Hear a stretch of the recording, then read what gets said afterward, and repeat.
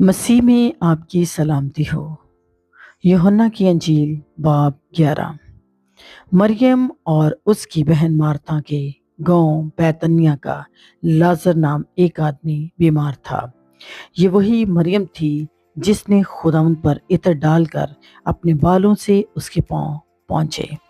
इसी का भाई लाजर बीमार था। बस उसकी बहनों ने उसे ये कहला भेजा कि ए खुदावंद, देख, जिसे तू असीस रखता है वो बीमार है। यीशु ने सुनकर कहा कि ये बीमारी मौत की नहीं बल्कि खुदा के जलाल के लिए है, ताकि उसके वसीला से खुदा के बेटे का जलाल जाहिर हो। और यीशु मार्था और उसकी बहन और लाजर से मोहब्बत रखता था। बस जब उसने सुना कि वो बीमार है तो जिस जगह था वहीं 2 दिन और रहा। फिर उसके बाद शागिर्दों से कहा, आओ फिर यहूदिया को चलें। शागिर्दों ने उससे कहा, ए रबी, अभी तो यहूदी तुझे संसार करना चाहते थे और तू फिर वहां जाता है। यीशु ने जवाब दिया, क्या दिन के 12 घंटे नहीं होते? अगर कोई दिन को चले तो ठोकर नहीं खाता, क्योंकि वो दुनिया की रोशनी देखता है। लेकिन अगर कोई रात को चले तो ठोकर खाता है, क्योंकि उसमें रोशनी नहीं। उसने ये बातें कही और इसके बाद उनसे कहने लगा कि हमारा दोस्त लाजर सो गया है, लेकिन मैं उसे जगाने जाता हूँ। पर शागिर्दों ने उससे कहा, ए खुदावन, अगर सो गया है तो बच जाएगा।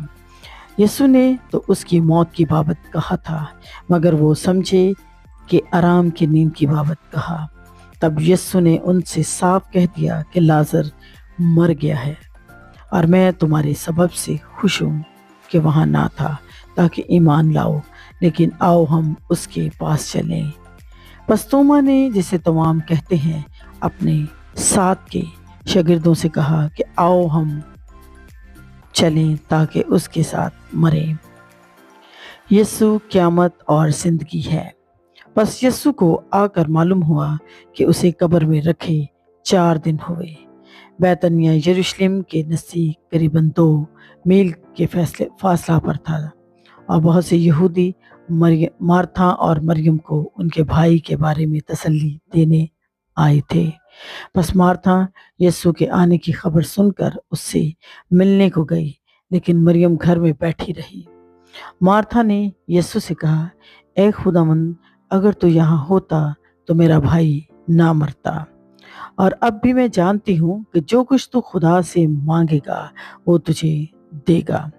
यीशु ने उससे कहा, तेरा भाई जी उठेगा। मार्था ने उससे कहा, मैं जानती हूँ कि क़यामत में आखिरी दिन जी उठेगा। यीशु ने उससे कहा, क़यामत और जिंदगी तो मैं हूँ।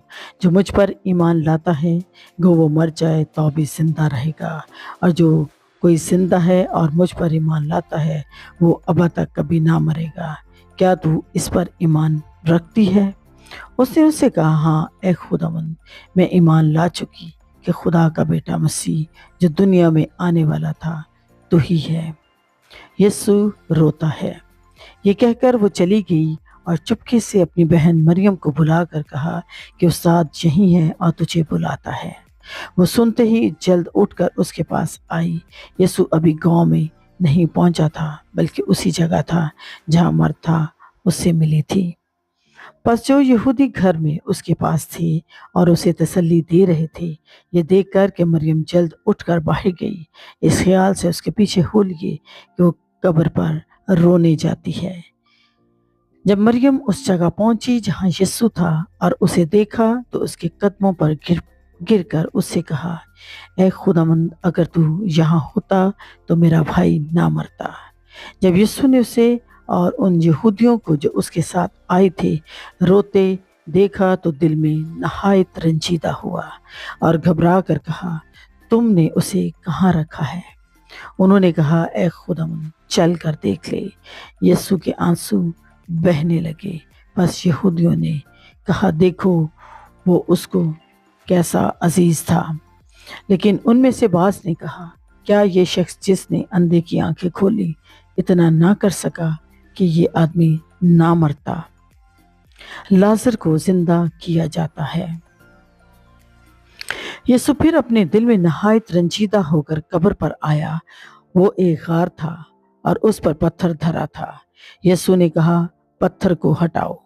उस मरे हुए शख्स की बहन मार्था ने उसे उससे कहा, ऐ खुदावंद, उसमें से तो अब बदबू आती है, क्योंकि उसे 4 दिन हो गए। यीशु ने उससे कहा, क्या मैंने तुझसे कहा ना था कि अगर तू ईमान लाएगी तो खुदा का जलाल देखेगी। बस उन्होंने उस पत्थर को हटा दिया। फिर यीशु ने आंखें उठाकर कहा, ऐ बाप, मैं तेरा शुक्र करता हूँ कि तू ने मेरी सुन ली, और मुझे मालूम था कि तू हमेशा मेरी सुनता है, मगर इन लोगों के बाइस जो आसपास खड़े हैं मैंने ये कहा ताकि वो ईमान लाएं कि तू ही ने मुझे भेजा है। और ये कहकर उसने बुलंद आवाज से पुकारा कि ए लाजर, निकल आ। जो मर गया था वो कफन से हाथ पांव बंधे हुए निकल आया और उसका चेहरा रुमाल से लिपटा हुआ था। यीशु ने उनसे कहा, उसे खोल कर जाने दो। यीशु के खिलाफ साजिश। बस बथेरे यहूदी जो मरियम के पास आए थे और जिन्होंने यीशु का ये काम देखा उस पर ईमान लाए, मगर उनमें से बाज ने फरीसियों के पास जाकर उन्हें यीशु के कामों की खबर दी। पर सरदार काहिनों और फरीसियों ने सदर अदालत के लोगों को जमा करके कहा, हम करते ही हैं, ये आदमी तो बहुत मौजे दिखाता है। अगर हम उसे यूं ही छोड़ देंगे तो सब उस पर ईमान ले आएंगे और रोमी आकर हमारी जगह और कौम दोनों पर कब्जा कर लेंगे। और उनमें से कायफा नाम एक शख्स ने, जो उस साल सरदार काहिन था, उनसे कहा, तुम कुछ नहीं जानते और ना सोचते हो कि तुम्हारे लिए यही बेहतर है कि एक आदमी उम्मत के वास्ते मरे, ना कि सारी कौम हलाक हो।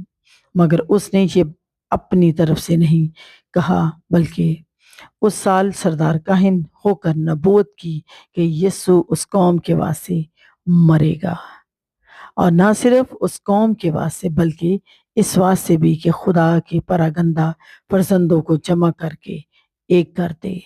बस वो उसी रोज से उसे कत्ल करने का मशवरा करने लगे।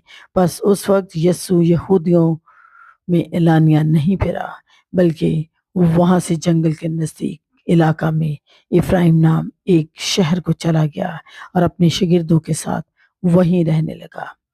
और यहूदियों की ईद फसा नजदीक थी और बहुत लोग फसा से पहले देहात से यरूशलेम को गए ताकि अपने आप को पाक करें।